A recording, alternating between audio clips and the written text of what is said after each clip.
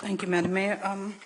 Firstly, I think the idea of how the administration, leadership, and everybody in this chamber is glued to the legacy issue. And every time we bring a proposal, a report, we just start, with how it wasn't done earlier and how it's done now as a performance, how we measure it.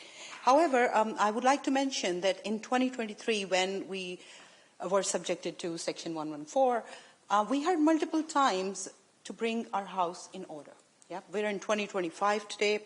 Finally, there was a forensic review, and we were able to kind of move this amount, which was rightfully already an HRA. It belonged there, should have been there. But yes, it's a very, let's say, positive achievement. We've made it to this far. But while we have this on the agenda, I also want to capitalize to talk about to the portfolio holder and Councillor Johnson, who was previously present when all these legacy issues were being built. How come there was no forensic or the ideology or the capability to measure these things earlier? And what took us so long to derive it from 23 to 2025? And finally, I'd also like maybe portfolio holder, leader of the council, or one of the bodies responsible to respond to. How do we see the impact of this money actually making a difference in the housing standards, housing maintenance? Because we're very pleased to hear from some of the councillors how they take it, that we will have this provision to now invest on the residents who had been suffering and waiting.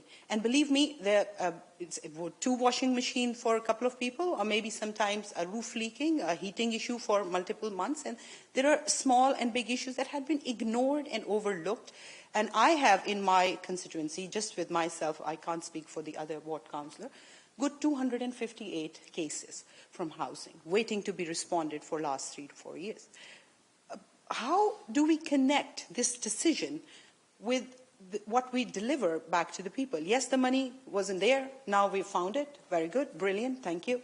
But how do we ensure the missing element that people are waiting out there, and they deserve that? So I think I'd love to hear, if at all, there's something that we don't know from that perspective, to be explained to us that we already had a contract in place for maintenance. We already had a company. Yes, we have more money to respond or perhaps invest back into further needs. But even the basic wasn't responded for many people for a very long time.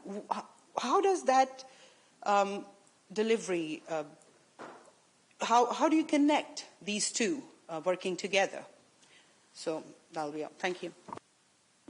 Thank you. Any further speakers? Right, there are no further speakers.